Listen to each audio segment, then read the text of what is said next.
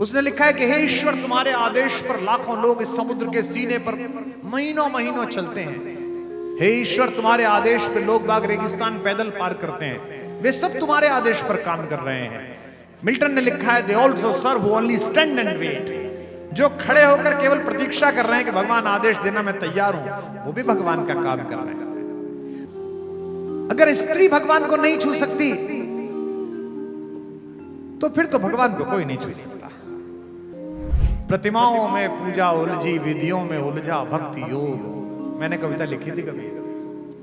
प्रतिमाओं में पूजा उलझी, विधियों में उलझा भक्ति योग। सच्चे मन से षड्यंत्र किए, झूठे मन से सच के प्रयोग। सवाल है, क्या स्त्रियों को हनुमान जी का स्पर्श नहीं करना चाहिए? मैंने ये कई लोगों से सुना था, पर मुझे तो ये लॉजिकल नहीं लगा। प्रतिमाओं में पूजा उलझी, विधियों में उलझा भक्ति योग। मैंने कविता लिखी थी कभी। प्रतिमाओं में पूजा उलझी, विधियों में उलझा भक्ति योग। सच्चे मन से षड्यंत्र किए, झूठे मन से सच के प्रयोग। अंग्रेजी का एक कवि है मिल्टन, उसने कविता लिखी ऑन हिज ब्लाइंडनेस। वो अंधा था। उसने लिखा है कि हे ईश्वर, तुम्हारे आदेश पर लाखों लोग इस समुद्र के सीने पर महीनों महीनों चलते हैं। हे ईश्वर, तुम्हारे आदेश पर लोग बाग रेगिस्तान पैदल पार करते हैं। वे सब तुम्हारे आदेश पर काम कर रहे हैं। मिल्टन ने लिखा है, they also serve who only stand and wait. जो खड़े होकर केवल प्रतीक्षा कर रहे हैं कि भगवान आदेश देना मैं तैयार हूं, वो भी भगवान का काम कर रहे हैं। अगर स्त्री भगवान को नहीं छू सकती तो फिर तो भगवान को कोई नहीं छू सकता। अंजनी के पुत्र से अंजनी नहीं मिल सकती, सीता के पुत्र से सीता नहीं मिल सकती, उर्मिला के प्रिय से उर्मिला नहीं मिल सकती। ये कैसे संभव है? हनुमान से, क्योंकि इस बच्ची ने अपनी आयु भी लिखी है, छोटी सी बच्ची है, 19 वर्ष की बच्ची के मन में यह प्रश्न आपने भर दिया। मैं धर्माचार्यों से अनुरोध करूंगा, कृपा पूर्वक आप सब इस उद्घोषणा में साथ आए। आप अपना मत दें, आधिकारिकता दें। हम तो सनातन धर्म के लोग हैं, हम निरंतर परिष्कार के लिए ही जाने जाते हैं। हमने अपनी धर्म की समकालीन व्याख्याओं के कारण ही धर्म को मजबूत किया है। हमने अपनी नई व्याख्याएं गढ़ी हैं, और ये जो हमारा नवोन्मेष है, यह जो हमारी अपनी स्थापनाओं की पुनर्प्रतिष्ठा है, यही हमारा चिरंजीवी और संजीवनी सत्व है, जिसके कारण हम विश्व में आज तक जीवित हैं। हम किसी पोखर में सड़ने वाला वो जल नहीं है जिसमें नए ताजा कमल गंदगी के कारण कुम्हला जाएं। हम गंगोत्री से निकलने वाला वो पवित्र जल है जिसकी धारा में चिंतना लगातार बहती है, हजारों वर्षों से बहती आ रही है। हनुमान जी को देवता समझकर, भगवान समझकर संकोच में मत आओ बेटा। हनुमान तो प्रतीक है दिव्यता के, हनुमान तो प्रतीक है भगवत्ता के। जब पहली बार भगवान ने हनुमान जी को देखा है, जब वो सुग्रीव के मंत्री के रूप में ब्राह्मण वेश में थे, तो उनकी भाषा देखकर भगवान ने लक्ष्मण से कहा, वाक्यज्ञम मधुरम इयम सुग्रीवम सचिवः कपि। यह सुग्रीव का सचिव मधुर है लेकिन वाक्यज्ञ है, यह व्याकरण जानता है, इसने वेदों का निश्चित रूप से अध्ययन किया है। हे सौमित्र, इसकी भाषा इतनी अच्छी है। इसलिए हनुमान इस देश में नवजागरण की और भगवत्ता के संकल्पों को पूर्ण करने की परिभाषा का नाम है। हनुमान जी को तो मेरे भगवान की तरह किसी बड़े मंदिर वितान या विधि पूजन की आवश्यकता नहीं। गांव के किसी भी पीपल के नीचे सिंदूर लपेटकर एक अवघड़ प्रतिमा को रख दिया जाए तो पूरा गांव उसी के किनारे मंगल मना लेता है कि यहां हनुमान जी बैठे हैं। शमशान के पास से लौटते समय ध्वनियां आने लगे और आपके मन में थोड़ी सी भी चिंता जागे तो 1 सेकंड के 100वें हिस्से में आप चालीसा प्रारंभ करते हैं, एकदम निर्विघ्न हो जाते हैं। ये जिस बच्ची ने पूछा, इसकी 19 वर्ष की आयु है।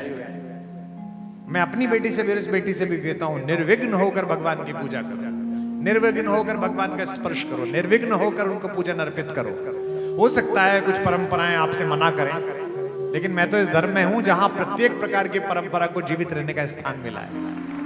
हमारी सारी मनीषा त्याग पर निर्भर है, लेकिन मेरे यहां एक ऐसा ऋषि हुआ जिसने कहा त्याग करना ही नहीं चाहिए। उस ऋषि के वंशज आज भी भारत में है। ये जो पैसे लेके लंदन भागे ये उसी ऋषि के वंशज है। उसका नाम था चारवाक, उसे भी ब्रह्म ऋषि का, महर्षि चारवाक। उसने कहा जब तक जियो मौज से जियो, उधार लो और घी पियो, और अगर उधार का घी तुमने पचा लिया तो फिर किसकी मां ने दूध पिलाया जो तुमसे वापस ले ले। यावत जीवे सुखम जीवे ऋणम कृत्वा घृतम पीवे।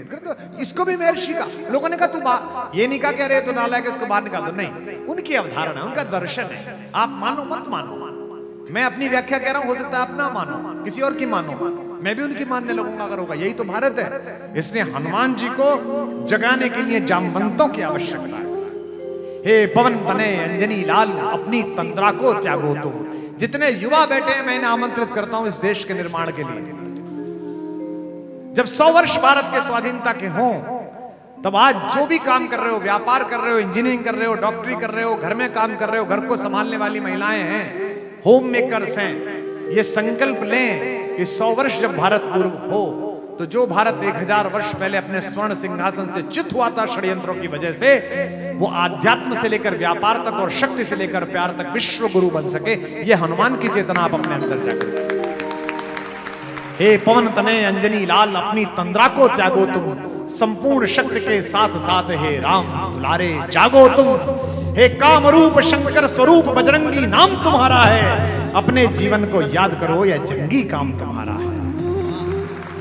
शैलों को तुमने तोड़ा है, सूरज को तुमने ग्रास किया, शैलों को तुमने तोड़ा है। जिस बल से ऐसे काम किए वह बल कब रख कर छोड़ा है। रणधीर उठो बलबीर उठो, अब लाज तुम्हारे हाथों में। एक कृपा धाम के कृपा पात्र यह काज तुम्हारे हाथ में, आपके हाथ में। जिस बिटिया ने नाम नहीं लिखा है, हनुमान का प्रतीक शास्त्र समझो। हनुमान चालीसा पे एक बार विवाद हो गया तो हमको पूछा कि राम की कथा में हनुमान का क्या योगदान है। तो मैंने कहा कि भगवान सूर्यवंशी है, सूर्य का प्रतीक है। मेरी माँ पृथ्वी से निकली है, मही की महिमा है। जनक दुलारी पृथ्वी से आई है, वो कृषि संपदा है। यह ऋषि संपदा और कृषि संपदा का मेल है, यह सूर्य और पृथ्वी का मेल है। लेकिन यह ऋषि संपदा भी बेकार है, कृषि संपदा भी बेकार है, अगर पृथ्वी और सूर्य के बीच वायु ना हो, उसका बेटा ना हो। हनुमान की यात्रा प्रतीक की यात्रा है। हनुमान ज्ञान का प्रतीक है, भक्ति तक पहुंचे हैं, शांति के लिए पहुंचे हैं, सीता जी को लेने के लिए, उनकी जानकारी लेने के लिए पहुंचे हैं। इस पूरी यात्रा को आज त्रिवेणी के तट पर बैठकर मेरे साथ संपन्न कीजिए, और जो इंजीनियरिंग के बच्चे हैं वो इसका प्रतीक शास्त्र समझें। अब जब हनुमान चालीसा पढ़ो तो इसे याद रखना है, इस व्याख्या को। सबसे पहले क्या है, ता चढ़ी भूधर ऊपर, किसके ऊपर चढ़े, एक पर्वत के ऊपर चढ़े। इसका मतलब ज्ञान जब शांति की खोज में चले तो सबसे पहले जमीन के आकर्षण से हट जाए, स्वयं की चेतना को ऊपर उठाए। देखो ये दो अलग अलग चीज है, एक ज्ञान है, एक आनंद है। धैर्य आनंद ने प्रश्न पूछा था, अब दूसरी बच्ची के सवाल में भी बात ही पहुंच गई है धैर्य आनंद के प्रश्न की। मैं बचपन में जब हम छठी क्लास में पढ़ने के लिए गए तो मेरे पिताजी ने, जो संगीत की शिक्षिका थी वो मेरे पिताजी की शिष्या थी, पिताजी प्रोफेसर साहब थे। उन्होंने हमें जमा कराते समय कहा कि बेटा ये गाता बहुत अच्छा है, इसे प्रार्थना सभा में काम में लेना। तो दीदी लोग खड़ी हो गई 11वीं 12वीं की, वो प्रार्थना चली, हे प्रभु आनंद दाता। आगे क्या है, सबने करी है तुमने, हे प्रभु आनंद दाता ज्ञान हमको दीजिए। एक दिन 2 दिन तो मैंने प्रार्थना गाई, तीसरे दिन में चुप हो गया। अच्छा माइक मेरे मुंह पे लगा हुआ था नीचे होने की वजह से, तो मैडम होतनारा जी वो मेरे पिताजी से मिली 4-5 दिन बाद। हम जहाँ के हैं पिलक हुए गए, वहां की सब्जी मंडी में। गुरुजी प्रणाम, गुरुजी। हाँ बेटिया ठीक हो जी गुरुजी। बेटा वो बदमाश ठीक है जी गुरुजी, पढ़ता अच्छा है, प्रार्थना नहीं गाता। क्यों नहीं गाता गुरुजी? मैंने पूछी थी, कह रहा था प्रार्थना गलत है। भारतीय पिताओं की आदत होती है कि वो बच्चों के कुकर्मों की ताने माँ को देते हैं, जैसे वो मायके से लाई हो। जब भी बच्चा कुछ बदतमीजी करते हैं, घरवाली से कहते हैं देख रही हो अपने लड़के को, अरे तुम्हारा भी है भाई, उसका लड़का थोड़ी है। तो मेरे पिताजी ने आते ही मेरी माँ को आवाज दी, सुनती हो आज गाजर का हलवा बनाओ।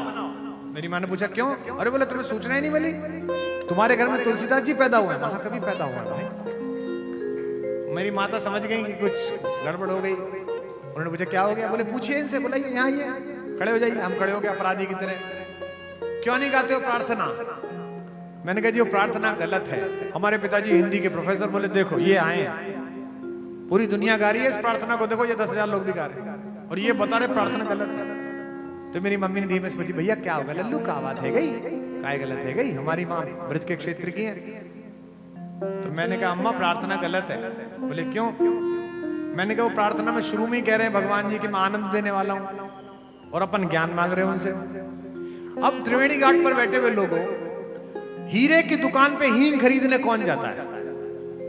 हीरे की दुकान पर अगर आप हींग मांगो तो वो आपको मूर्ख समझेगा, और परचून की दुकान पर हीरा पूछो तो वो मूर्ख समझेगा। जीवन में अगर आनंद आ जाए तो ज्ञान की क्या आवश्यकता है? उसी की तो खोज है सारी। आनंद की खोज है। भगवान का नाम भी सच्चिदानंद है। सबकी इच्छा है, आपकी भी इच्छा है, मेरी भी इच्छा है, जो संत बैठे हैं इनकी भी इच्छा है, ये जितने त्यागी तपस्वी ऋषिकेश में घूमते हैं इनकी सबकी इच्छा है। पर इनकी और जगत की इच्छा में अंतर है। जगत अपने कल्याण की इच्छा करता है, ये जगत के कल्याण की इच्छा करते हैं, ये मोक्ष की इच्छा करते हैं। सांसों की सीमा निश्चित है, इच्छाओं का अंत नहीं है। जिसकी कोई इच्छा ना हो ऐसा कोई संत नहीं, सब संतों की इच्छा है। हनुमान चले शांति की खोज में, ज्ञान चला है शांति की खोज में, तो पृथ्वी के आकर्षण से ऊपर उठकर अज्ञात में छलांग लगा रहा है। अब यात्रा आगे बढ़ाइए धीमे धीमे मेरे साथ। आगे क्या आया? मैनाक पर्वत। मैनाक पे क्या है? सोना है, चांदी है, संसाधन है। जितने बच्चे यहां बैठे हो, युवा बैठे हो, ध्यान रखना, संसाधन जब रास्ते में मिले ना तो उन्हें प्रणाम करके आगे निकल जाना, तभी शांति तक पहुंच पाओगे, तभी सीता तक पहुंच पाओगे। इसलिए मैनाक को प्रणाम किया और आगे निकल गए। संसाधन कोई बुरी चीज नहीं है। ये महंगी घड़ी पहनना बुरी चीज नहीं है, गाड़ी में चलना बुरी चीज नहीं है, पर साधन तुम्हारा उपयोग कर रहा है, तुम साधन का उपयोग कर रहे हो, यह महत्वपूर्ण है। इसलिए अगली चीज मिली सुरसा। सुरसा क्या है? सुरसा है यश की सुरसा। सुरसा की क्वालिटी क्या है? जितना आप बढ़ो उतनी ज्यादा बढ़ जाती है। यश की सुरसा बड़ी खराब है। मंत्री जी चले गए, मैं कहता ये बाकी विधायक लोग बैठे, बड़े बड़े विद्वानों को, बड़े बड़े साहित्यकारों को, बड़े बड़े ज्ञानियों को मैंने जेब में अपना बायोडाटा लेके इनके दरवाजे पर चक्कर लगाते हुए देखा है। इतने बड़े ज्ञानी हैं, पद्मश्री दिला दो, पद्म भूषण दिला दो, वाइस चांसलर बनवा दो। अरे हद होगी भाई। यश की सुरसा, जितना आप अपना लोभ बढ़ाओगे उतना लोभ बढ़ता चला जाएगा। अच्छा क्या कर लेगा पद्मश्री का? एक दिन की खबर है, पद्मश्री मिली, इसके बाद क्या करेगा? रोज त्रिफला रख के, शहद रख के चाटेगा, इस पे क्या करेगा? इतनों को नहीं मिली, उसके बाद भी वो बड़ा काम कर गए। साधु संतों को नहीं मिली, इससे क्या फर्क पड़ गया? मैं अक्सर देखता हूं संतत्व में जुड़े हुए लोगों की कामना। दुष्यंत ने प्रवेश किया महर्षि कर्ण के आश्रम में, कोट द्वार में, तो सबसे पहले अपना मुकुट उतार दिया, अपना धनुष रख दिया, अपना रथ रख दिया, चप्पल उतारी, फिर चढ़ा। उसके दोस्त मांडव्य शर्मा ने पूछा कि राजन ये क्या कर रहे हो? तो दुष्यंत ने कहा ऋषि आश्रम हो, यह ऋषि का आश्रम है, विनीत वेश प्रवेष्टव्य, इसमें विनीत वेश के साथ प्रवेश करो। तो यह जो यश की सुरसा है कि मुझे मिले, हनुमान जी ने इसका इलाज निकाला है। हनुमान जी का इलाज पसंद आ जाए तो जीवन में उतारना, मैंने उतार रखा है। हनुमान जी ने कहा अच्छा तू कद बढ़ा, कितना बढ़ा दिया है? पद्मश्री, पद्म भूषण, पद्म विभूषण, भारत रत्न, बढ़ाता चला। और जैसे ही बड़ी हो गई, हनुमान जी ने खुद को शून्य बना लिया कि मुझे कुछ चाहिए ही नहीं। इसके अंदर गए और बाहर निकल आए। यही हनुमान हो जाना, यही हनुमान हो जाना। ये पूरी वैज्ञानिक यात्रा है। लंका सोई हुई है। क्यों? लंका क्यों सोई हुई है? जो भी सोने के चक्कर में पड़ा वो सो जाता है। लंका में एक ही व्यक्ति जगा हुआ है, तेई अवसर, वही जागा है विभीषण। क्यों? क्योंकि इसके हृदय में भगवान है। इसलिए संसाधनों में भी जिसके मन में ईश्वर है वो जागा रह जाएगा। और वो पूछता है हनुमान से कि मुझे मिलेंगे कि भगवान या नहीं मिलेंगे, मैं तो राक्षस कुल में पैदा हुआ। हनुमान कहते हैं हम तो वानर हैं, विशेष नर हैं, प्रात ले जो नाम हमारा, तेई दिन ताही न मिले आहारा, हमसे मिल लिए। इसलिए जीवन में बनना है तो हनुमान बनो। जिस बच्ची ने पूछा है, हनुमान बड़ा प्रतीक है। राज्याभिषेक हो गया, सब मेहमान चले गए, सब चले गए। सुग्रीव चले गए, अंगद चले गए, जामवंत चले गए, विभीषण चले गए, निषाद राज चले गए। 2-3 महीने एक ही आदमी रह गया अयोध्या में, वहां से आए हुए हनुमान जी। अब वो जाए नहीं। 6-7-8 महीने हुए, अयोध्या में कानाफूसी शुरू हुई कि भाई सब चले गए, ये नहीं गए, इनको कुछ मिला नहीं क्या? पोर्टफोलियो जब बढ़ता है ना, कई लोग घर पे बंद गले का कोट्स प्रेस करवा लेते हैं, क्या पता कॉल आ जाए। गर्मी में भी बाद में टांगते हैं कि नहीं आई कॉल, कोई बात नहीं। तो लोगों ने कहा यार हनुमान जी कुछ मिला ही नहीं, और हनुमान जी जा नहीं रहे, राम जी किससे कहते? राम जी ने रात्रि में माता सीता से कहा कि सुनो, वो हनुमान से कहो कि वो कोई जिम्मेदारी ले ले और जाए, अपना निभाए, बहुत उसने मेरा साथ दिया, बड़ी कृपा। सीता जी ने कहा क्या, मुझसे कह भी मत देना ये बात। और अगली बात जो सीता जी ने परिहास में कही, वो महिलाएं ही अपने पति से कह सकती है, बाकी तो किसी की हिम्मत नहीं राम के सामने। सीता जी ने कहा बिना अपराध के अपने बेटों को बाहर निकालने की परंपरा आपके खानदान में होगी, मेरे घर में नहीं है, मैं नहीं निकालूंगा। मैं अपने बच्चे को घर से बाहर निकालूंगी, मेरा बेटा है वो हनुमान, मैं तो नहीं निकालूंगा। राम जी निरुत्तर होकर सो गए। सुबह उठे, लक्ष्मण जी से कहा भैया, हनुमान जी से कहा, लक्ष्मण जी ने कहा प्रभु मैं मूर्छित हुआ था तो आपने तो सारी चेतना ही खो दी थी, रोने पीटने लगे आप तो। विपत्ति विदारण बंधु बाहुबिन करत भरोसो काको, मेरो सब पुरुषार्थ था को, आपने तो पुरुषार्थ ही छोड़ दिया। आपने कहा मैं तो खुद ही आत्मदाह कर लूंगा, और ये मर गया तो क्या होगा। वो तो हनुमान जी स्थित प्रज्ञ थे, गए लंका से वहां संजीवनी